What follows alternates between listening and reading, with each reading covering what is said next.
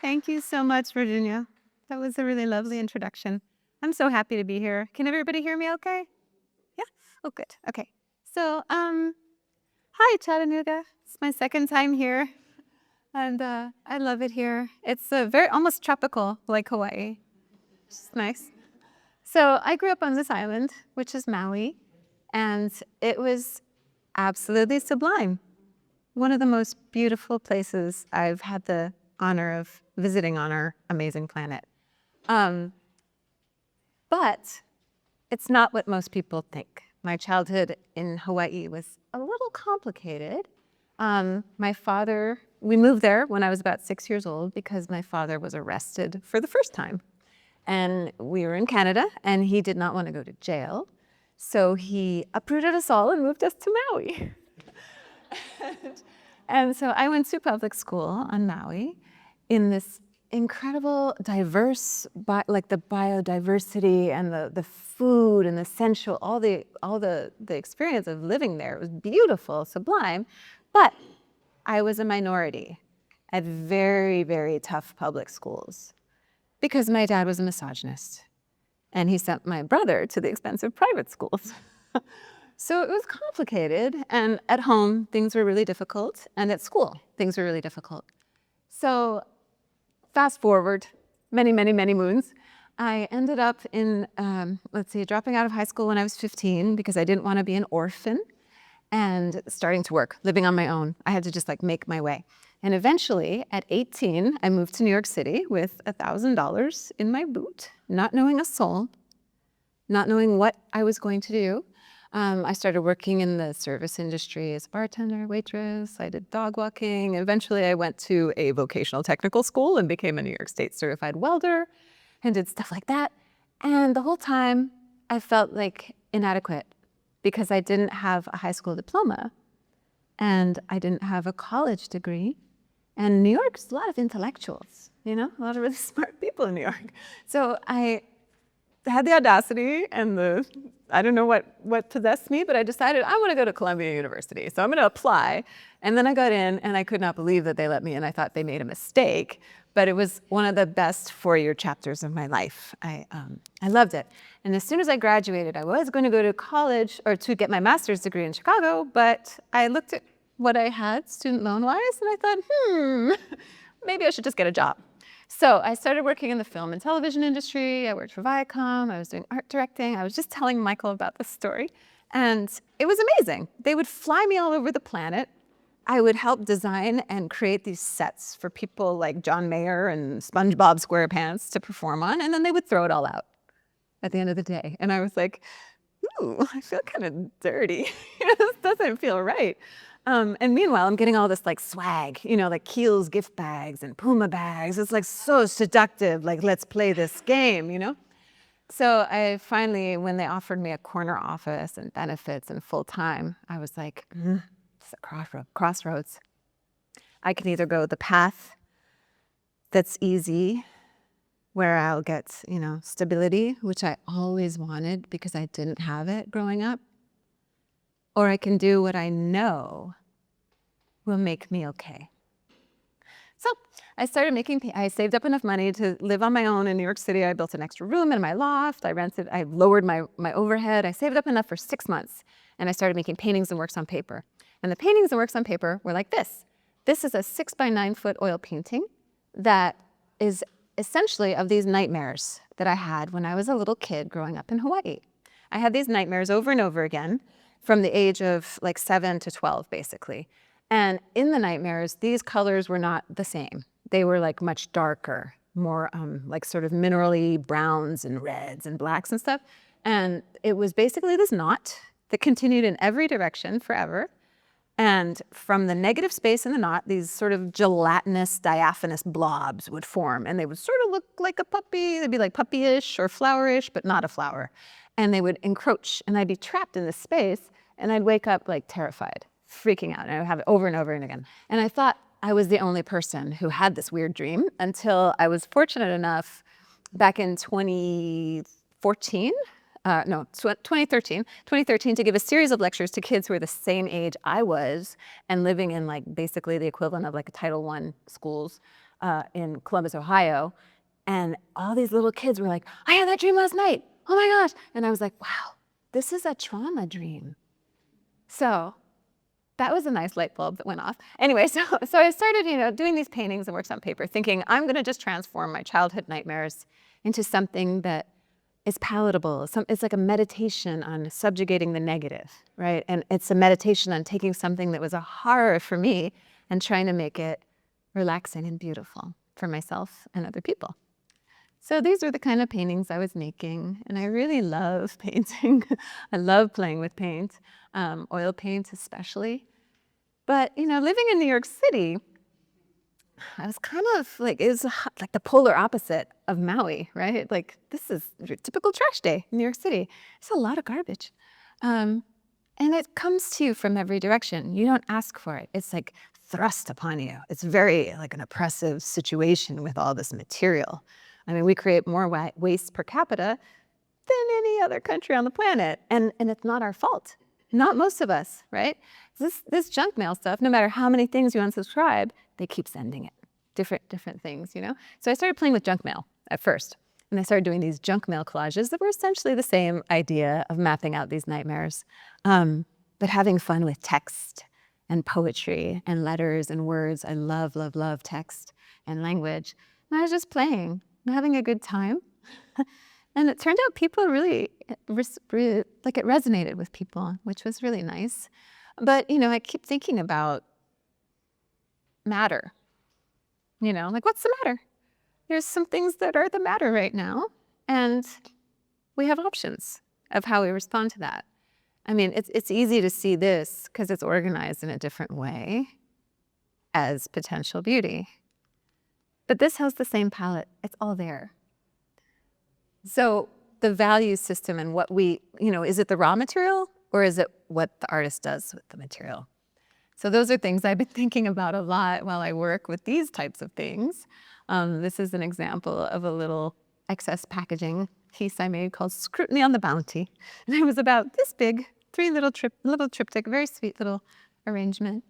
And I really love this kind of work. I love, working with everyday items and trying to transform them into something that's like, oh, it's not just my personal nightmare, but it's our collective nightmare. And let's transform that.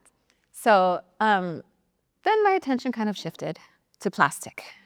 And part of that was because I think I'm really primarily a sculptor.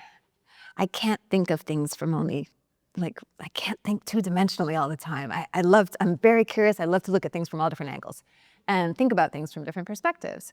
So when I realized, how little of this plastic is actually getting recycled and what's happening all over the world with the waste that we create more of than anyone else.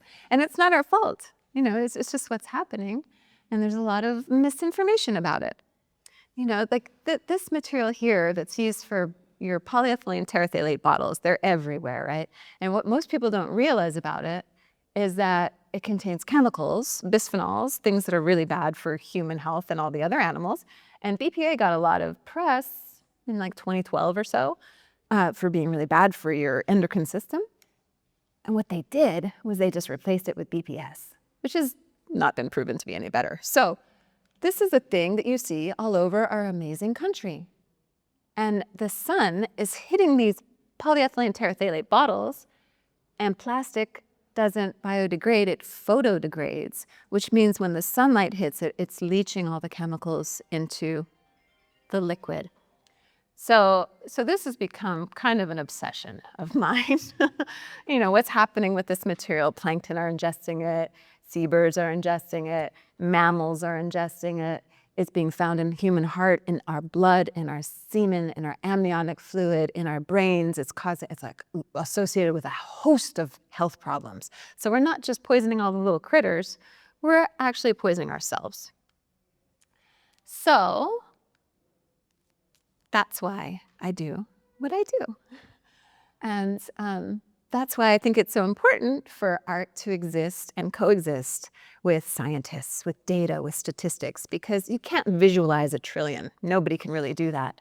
But you can visualize it when it's turned into art. So there's a David and Goliath-esque aspect to what I do. But, you know, we can all overcome things. It's surprising. So this is like your, you know, tomato plant growing in the sidewalk in New York City. Like, I'm just going to keep doing. So I started playing around with the bottles. This was like, I don't know, 2006 or so. And the first exhibition that I got in New York City was at an art fair called Art 212, or 212 Art Fair. And they awarded me my own booth to do whatever I wanted with. So of course I went batshit crazy with all these bottles. And I was so shy at that time in my life that the idea of standing there and having to talk to potential collectors and whatnot about my work was just terrifying to me. So I hired my friend with part of the budget, Erica, to stand there and tell people about it, which was great. But then people thought I was a little Asian woman for a while. Anyway, so that one opportunity led to everything else. Immediately people thought, oh, this is maybe scalable. Have you ever thought of doing something larger? So this was a scale model that I built to win a proposal to use, and this is the people helping on it, which is the best feeling ever when you can hire other artists who, you know, get to be a part of it, and you get to like listen to music and have conversation, and it's amazing. Feel a sense of purpose at the end of the day. So this was, you know, I had to rent a space big enough to create this piece. It was 65 feet. And of course, I decided to get pregnant at the same time. So you can see there's a little baby there. That's Ona. But here's the piece installed. And, you know, it's installed under skylight, which is part of why I painted it so intensely bright, because I anticipated the color gradually fading over time from the exposure from the sun. But what's funny about it, this is actually a Merrill Lynch building that's now Bank of America, which is kind of amazing, is that they asked me for a warranty, and a 5-year warranty. And your polyethylene terephthalate bottle, the plastic clear bottles, are estimated to last between 400 and 500 years when left in the environment. So that's kind of amazing. Anyway, so yeah, that's one of my things. So I like to think about the light a lot, because the work I do is, the material itself is not heavy, but the psychology and the environmental aspects and the intellectual aspects and the spiritual, all those aspects are very heavy. So I focus a lot on light, and there is good news happening all the time. People are waking up to this issue so much more now than when I started. I mean, this is amazing to me. You know, you can use waste to energy programs to do all sorts of wonderful things. So, you know, it's been a journey. This is a piece I created at the Rice University Rice Gallery, which was dedicated exclusively to large-scale installation. And this is a piece you could walk through. And I decided to have the audacity to have a second child. So these are my 2 girls. My poor husband is surrounded by bottles and women. Anyway, so, you know, this is another piece, a large-scale permanent piece that I built for Rice University for their Health and Recreation Center. And this one uses solar power to rotate very, very slowly and light up at night, which is super fun. In retrospect, I wish I had, because it's a health and recreation center, so I was like, oh, I could have had the treadmills power the piece to encourage people to, like, whatever. Anyway, you get it. So now I really don't think about, waste as anything. Like, I've taken my hierarchical stuff away from it. There's no hierarchy to me. I've created just a baseline. It's just raw material. It's abundance that we've put in the wrong place. So if we're going to have to live with it, we might as well live with it in a form that is pleasing and that will sequester it so that it can do no more harm. So this is the kind of trash Tetris I've been playing. This one was 80,000 bottle caps collected by students at 7 schools in Philadelphia. This is a piece called Be Like Water. And it changes according to the architecture. So it can like do whatever, you know, depending on the space. It's best with a skylight above it because it creates this cascade of light. It was wonderful when I first installed it. The mayor at the time of Philadelphia, Mayor Nutter, came and walked me through the piece and said, "This feels like a cathedral made out of, how did you?" It was one of the most exciting moments of my life, especially thinking back to my childhood. It's like night and day. So anyway, so I've been doing these kinds of like things and exploring the plasticity of plastic. It has this attribute that you really want in your sculpture materials, and you can do all kinds of things with it. When I started doing these kinds of things, people started comparing my work to Chihuly, and I wanted to die. I was like, this is not, I mean, of course, technical mastery, amazing work, but it's not bad. Like glass blowing is terrible for the planet. And that's kind of more decorative work, you know? So I decided to do this. And my husband was so pissed. He was like, what have you done? You have created a black cloud to follow us around for the rest of our days. And some incredible, forward-thinking woman purchased this monstrosity to put above her dining table, which goes to show you that there are amazing people in this world. I like blew my mind. Anyway, so this is me thinking about, you know, this plastic pollution problem. You know, people are waking up. They are starting to understand more about it and what it's doing to everybody and all the, you know, who knows? Maybe that's part of what's happening. I mean, it's neurological issues, autism, and who knows? Who knows? We know cancer for sure. Anyway, it's this growing problem, like insidious. You can't see most of it, right? It's just like a plant. So I created this piece. It's a little creepy. Also 65 feet from tip to tip. I don't know why. I've done a couple pieces with that dimension. But yeah, I love my job. So this is a beach in Hawaii. And you know, it's interesting how your childhood home sometimes can call you back. And it's like there's some sort of mystical energy or something with where you grow up. And it's imprints on you, you know, sort of like what I was talking about with Bjork and like your memory and what happens. It's like your vivid memories of your childhood. So Hawaii, I had my child. It was the middle of the winter. I was living in Bushwick in Brooklyn, and it was freezing, and I had nothing lined up. I was broke. And we were like, how are we going to get through this winter? This is horrible. What have we done? And out of the blue, the Waimea Ocean Film Festival calls me and says, we'd like to fly you and your family to Hawaii to create a piece out of ocean debris that's washing ashore on the southernmost tip of the Big Island. And we'll put you up and we'll provide you with students who will help and want to give up their Christmas vacation. And I was like, what in the world? I'm living a charmed life now. This is crazy. So this is the piece that was created out of that from Camilo Point. It's called Camilo. And oh, for this one, I decided to challenge myself, and I didn't use any adhesive or hardware or glue or thread or anything. It's exclusively made from ocean plastic. So I used the netting to tie it together. It's very fragile. But that was interesting because in doing that, I realized where this material is coming from. And it's not one place. It's everywhere. It's like Russian motor oil bottles and like milk crates from Korea. So yeah, so I've been doing a lot of these like engagements now with ocean conservation groups, shore like sustainable coastlines. I worked with 2 river cleanup organizations to collect this material for the Quality of Mercy, which uses fiber optics to light up and shift in color temperature. And it's around that time that I decided to form Project Vortex. And what happened was I felt the miraculousness of it. Like I felt the charmed life that I was living. Suddenly, like this felt like a fairy tale. You know, it was incredible. I felt like I needed to not only connect with other artists and architects and designers or people who were working with this material because I was getting more and more depressed because it was just this growing problem, but I also felt like I wanted to give something back through the work. And I suspected that other artists would feel the same. And they do. So I formed this collective, and we all create work out of upcycled plastic. Isn't that amazing? And they're like, it's insane.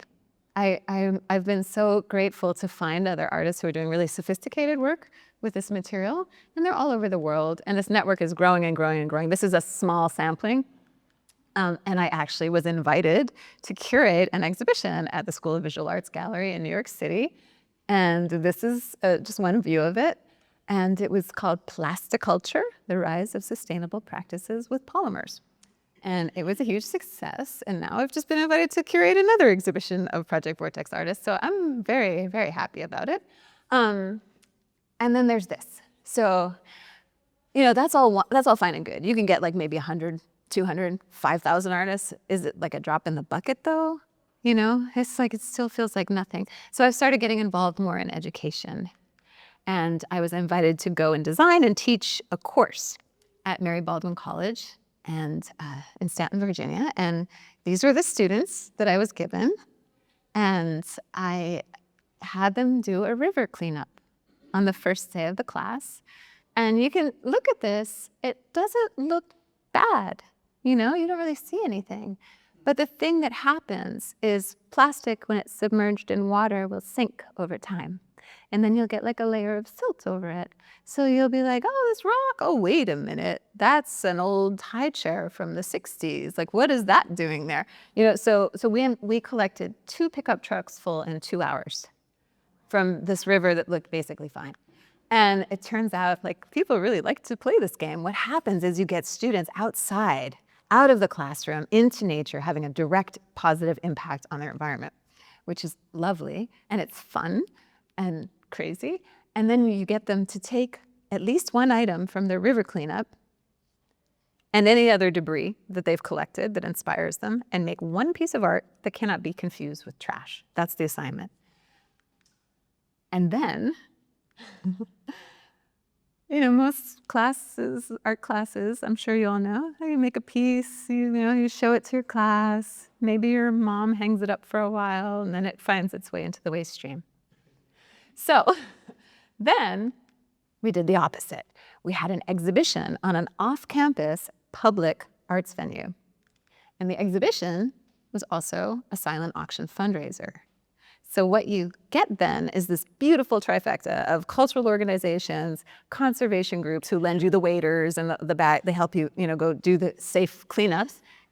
And the students, the artists, the young artists, the academic institutions, all having a vested interest in supporting this work.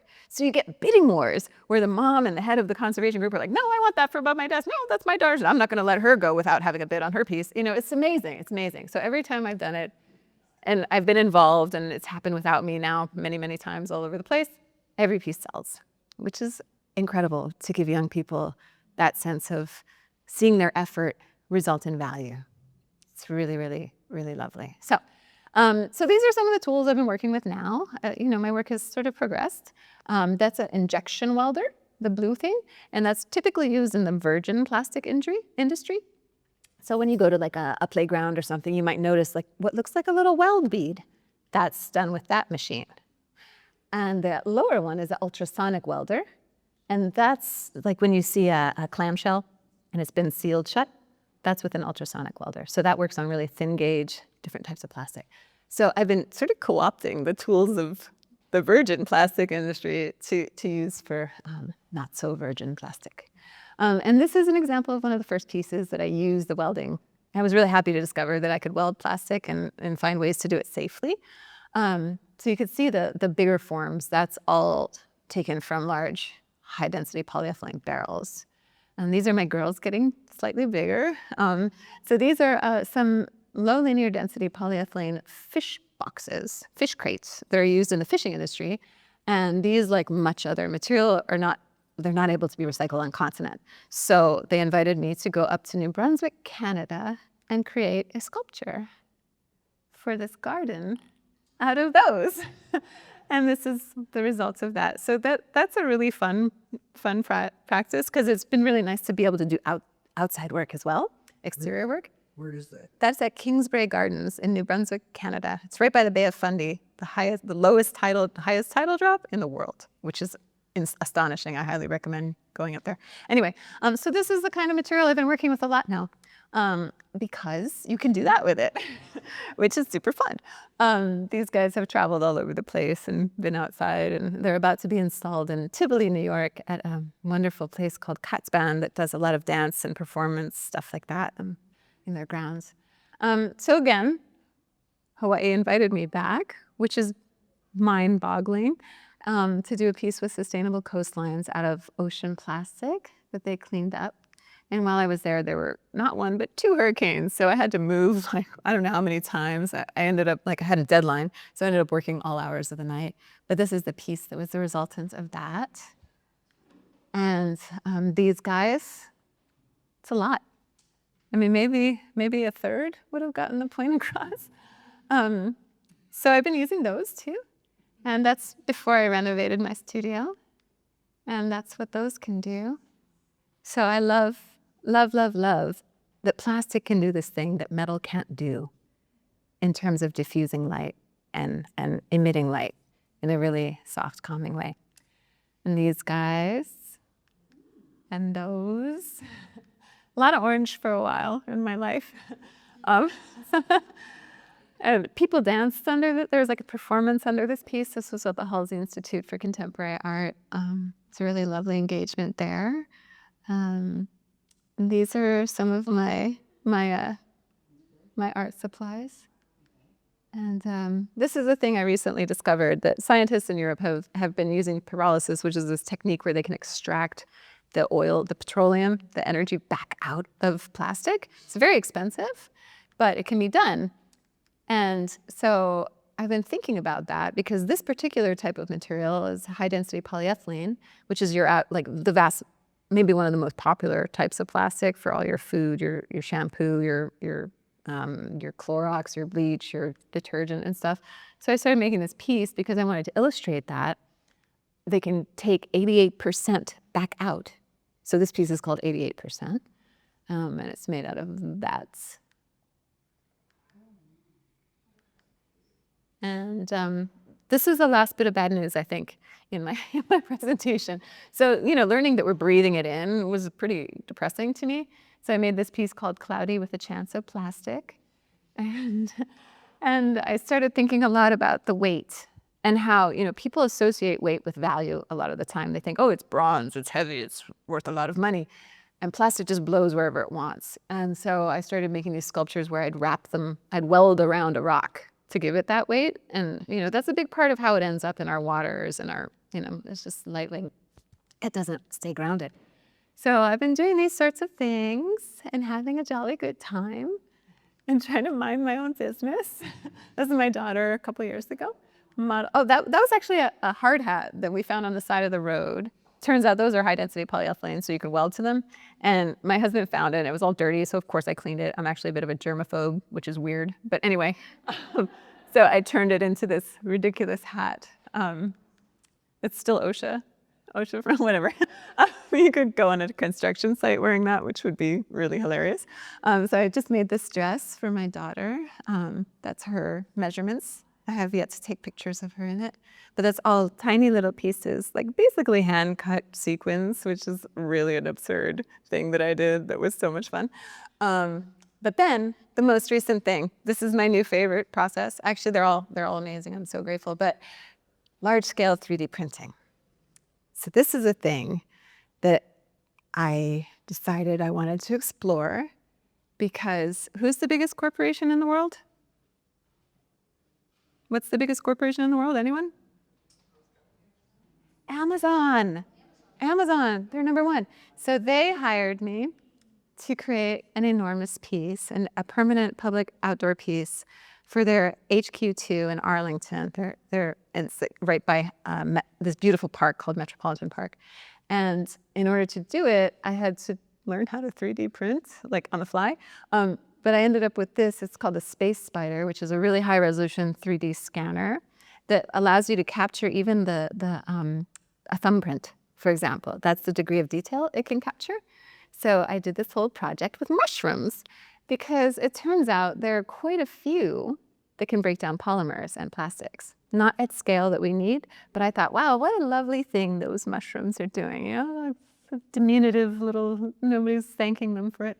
But really what happened was I learned about this mushroom, which is native to the woodlands around where Met Park is, because I couldn't do a site visit because there was COVID happening. So I had to think about, well, what can I do that'll be relevant to that community? I didn't want to make it just about me. So I discovered that there are 85 species known bioluminescing mushrooms. And this is one of them, and it's really common near there. So I was like, people need to know that. That is insane. So I found one and I scanned it, and that's the sculpture. It's about this big. And I created this whole piece. This is us installing it. And it has 36 sculptures. You can walk through it at night. It's particularly good because they light up.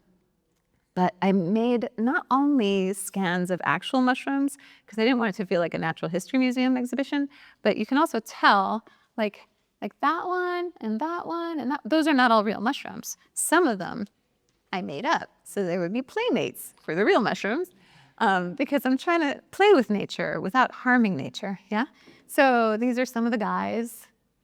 The one that looks like a spiky thing, that's taken from an image of the Aspergillus tubangensis under a microscope, which is one of the types of mushrooms that breaks down plastics. And this is what it feels like at night. It has motion sensors in it so that when you walk through the park, it breathes a little brighter in response to your movement. And yeah, so that's that one. It's called Shh. And I've been making fun little lights that are 3D printed, dimmable, little upcycled plastic. And the place that had me do the dino, the light blue piece, hired me to go back and make another piece, which tells me, or it showed me when I went up there that dino's holding up just fine, which was really exciting. So this is the type of oyster that's very delicious. The Beausoleil oysters, kind of renowned, but they have that up there in Kingsbray. And I'm making fun wearable things a lot. Oh, I already showed these. Whoops, sorry. Okay, so then this happened. You know these pallet straps, they don't get recycled like ever. And somebody saw one of my slideshows and started collecting them all from the company she worked at. And I've been getting like boxes and boxes. My poor husband is so patient. So I started weaving with it, and you can actually ultrasonic weld it to lock it in place. So you can do things with it that you couldn't do with any other material. So I'm really hoping to grow this piece like 20 feet long. Right now it's like a square almost, but I think I have almost enough of the pallet strappings. It comes like piecemeal to me. It's really fun. So I've been going back to kind of oil painting since the primary ingredient in plastic is oil. So I started playing around with that and having a really good time and being busy, thinking about how we're gonna make it to the next chapter. This piece is the last large-scale piece I just installed. We had a ribbon cutting ceremony. And this is all 3D scanned oysters, again, from St. Mary's College. It's a public honors college, and they do all this work with eco-remediation and oysters, which, I mean, they're incredible. They're sequestering carbon, they're helping with reefs, they clean the water. They're another diminutive type of naturally occurring organism that's doing all this great work that doesn't get enough credit. So I gave them some credit, and that's all I have to say about it.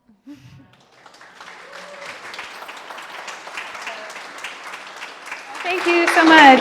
I hope you have questions that I can answer. Yes. Hi. Thank you. That was beautiful. My pleasure. Thank you for sharing the early parts of your life as well as current. Quick question.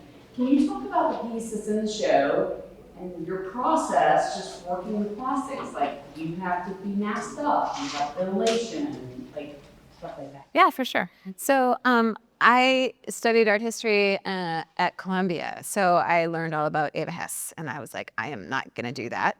So I've done a lot of research on different chemicals in the plastics and what's safe to do and what's not. So the piece that's in the show, totally safe process. You know, it's just cut and fastened. There was no heat involved in that piece whatsoever. So what I do is I'll collect the material, and then I'll clean it using all environmentally friendly products. That took me a while to figure out. Initially, I was using nasty, toxic stuff to clean them. But one of the things that saved me is a product called Citrusolve, which is an orange oil product that removes adhesives perfectly. And I have a technique for that, which is great. And then I also use 7th generation soap and stuff like that to get everything clean and disinfected. And then I'll cut it.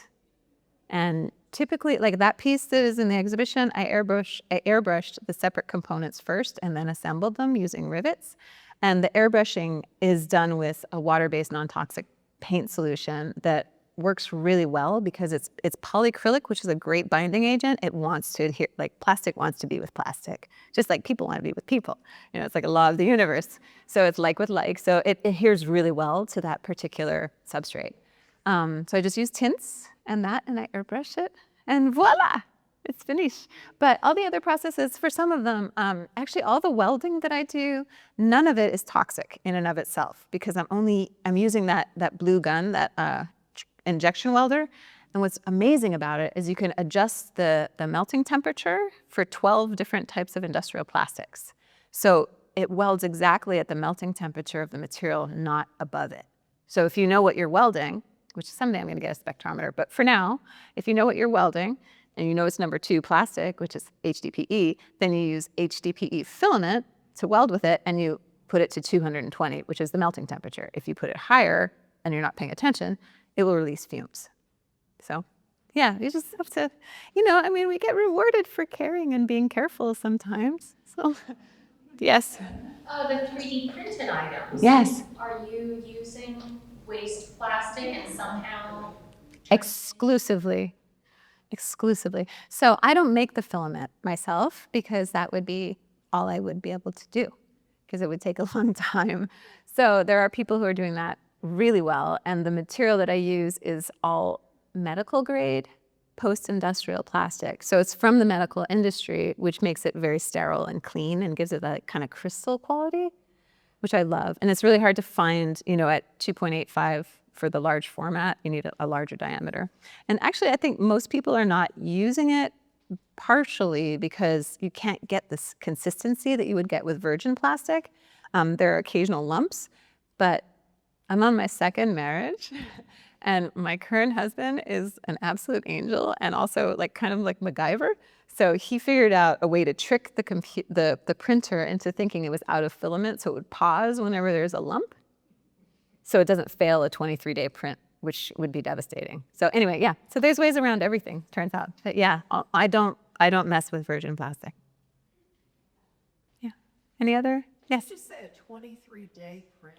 Yes. Wow. I know. So stressful. Can you imagine? What if there's a power outage? We have a generator. It's fine. So that oyster piece that I did for Kingsbury, the second one, the outdoor piece, that was 23 days. Yeah, it was nuts. I was terrified it was going to fail. Yes. So I got to ask, what's next? I mean, you've done so much fascinating work, beautiful work. Thank you. Where are you over? I don't know. I mean, I'm working right now on a funny little commission that I'm enjoying. I'm saving up to go to Japan because I've been invited to a museum to do a residency with 4 other women artists from North America and 5 Japanese women artists. So we're all going to go there together, and they're paying for me. That's all taken care of. But I really want to bring my daughter as a graduation present. So I'm trying to I'm working on that. I'm working on just stuff. I'm just doing every day is so much to do, Work has some in Asian field too. Yeah. I think that would work very well in Japan. Thank you. And plus, growing up in Hawaii, Japanese food and Filipino food, and that's all my comfort food. I'm very accustomed to it. So I'm excited. Yeah. So I meant to say this when I introduced you, and I think it's very apparent, but I wanted to read something from your artist statement that I think everybody will get when I read it. And like I said, I meant to do it. But you turn the negativity of the permanence of plastic as a pollutant into the positivity of converting plastic waste into art, where its longevity becomes an asset. Which I think is so cool. You talk about how hard work and long lasting will be as waste, and yet here you go making something really wonderful out of it. So I think that's just so cool. Thank you. Yeah. If we have to live with it anyway, let's live with it in a nicer way. Thank you. Yeah. Thank you. Any other questions? Yes. Hi. So when you think about the circular economy and the sustainability of plastic, Yes. are most of your large scale installations, are they permanent, or what happens to many of your installations after it's done with the exhibit? That is a great question. The vast majority of my large scale things are permanent. because I don't have infinite storage. I would need an aircraft hangar, but I don't have that. So, but if they are not permanent, they become part of other things. So it's definitely practicing donut economics in my studio. Like nothing dies, you know. Right now, I'm excited about this project I want to do, where I'm 3D printing like basically capsules to contain my bottle cap collection, which I have amassed for like, 20 some odd years. So, and I have them all sorted by color and clean, and they're being stored in these giant barrels. And now I'm gonna turn them into like the innards for these transparent sculptures. So they'll have like dappled color qualities. So it's like, I just hold on to it until it finds a good home. Yeah. Yeah, hi. So your work started out kind of small and it's gotten really big. And so I'm kind of interested in just the supply chain aspect of this. Where are you sourcing all this plastic from? Well, I mean, that's actually the easiest part of my job. Unfortunately, like all I have to do is open, like say, hey, I need this, and the floodgates. I mean, people have so much plastic they don't know what to do with. It's terrible. I have people send me their bottle caps from Japan. I have people sending me their pallet straps. I have people bringing me like old kiddie pools with a hole in it. Like, like I have no problem getting material because most people feel so powerless to do anything about it because the recycling system is not, the infrastructure is not there for plastic because it's so diverse. Even within one chemical, like number 2 plastic, one number 2 plastic bottle is not the same as another. They add these different plasticizers to give the material different qualities. So, it's the Wild West of the plastics industry. So, and it's everywhere. If you try to pay attention for fun, like it's a little fun game, see how many times you touch plastic in one day. I mean, when I was a kid, not everything was wrapped in plastic. I don't know why we trust it. It's like in plastic we trust. So like that's safer than, anyway, yeah. So getting the material. Sometimes I'll work with communities. Sometimes I'll work with libraries. I'll work with schools. I'll work with corporations. I don't discriminate as long as it's not virgin plastic. So I mean, is it a pull from you, or are you reaching out and saying, hey, I want to work with your material, or is it a push from them saying, hey, we have a ton of them? It's both. Yeah, it's both. Yeah, it's whatever it needs to be, so it's always changing. It's always changing. So like sometimes I'll get, companies will reach out to me and be like, we have the surplus of this. Will you make something with it? And I'll be like, sure. It's a fun, what's great about it, and I know it sounds crazy to say this, but it's like the material and the packaging, all the forms are constantly changing, right? Like your Joy dish detergent from today is not the same as the one from 1975, which I discovered from working with the ocean plastic. I was like, oh my gosh, this is the Joy bottles as they used to be when I was a kid. It's been floating in the ocean with little fish bites in it. Like, that's crazy. But the shapes are always changing. So the potential of different kinds of forms are always changing, which keeps it really vibrant and also makes it really reflective of what's happening in the world. It's like realia. Does that make sense? Any other questions? You first. How do you cut the materials? Because I hate a clamshell package. Like, you're gonna cut yourself trying to get into those bones. I know. So are you cutting with heat? I'm also a hip therapist, so I worry about your joints, or cutting with scissors. How do you I love you. I love They're you. small and detailed and hurt. So I found this type of snip that is amazing. It's originally was a Fiskars one. There's a few different brands that make them now, but they have a spring in them, so your hand does half as much work, which is great. All you have to do is close it. You're using self-opening shears to cut this? Yes, but it also has a serrated edge, so it doesn't slip on the plastic, and they're titanium. So they're very, very strong. And that's what I do for most of the hand cut stuff. It's these scissors. And I mean, I'm still okay. I'm like 53. I don't think I have arthritis yet. But if I start to get some, I'll reach out. Yeah, so mostly by hand. You had a question, my dear? Observation, I don't really know where we are in the awareness landscape about plastics, but I mean, certainly for decades now, we've talked about downside of plastics. How have we monetized moving beyond plastic? When companies are developing cornstarch-based products or soy products that can replace plastic, where's their money to incentivize? Where would that come from to incentivize corporations to move away from petroleum-based? I think it has to be government subsidized. It's not going to be. I know. Not now, but you know, things are there. There's one constant in the universe, and that's change. So if you remain steadfast in your focus and you get other people on board, things do change eventually. You can shift tides. So I'm just going to stay rationally optimistic, because giving up is easily the most boring option, and I'm just not going to do that. So the other thing, I wanted to mention one other thing. I do use all kinds of tools that are used for woodworking, but the beauty of it is the wear and tear on them is a fraction. They last forever, because cutting plastic compared to metal or wood is like cutting butter. It's awesome. And I save all my microplastics, which is, anyway, that's the whole thing. Any other questions or thoughts or concerns or comments or warnings? No? Okay. Thank you.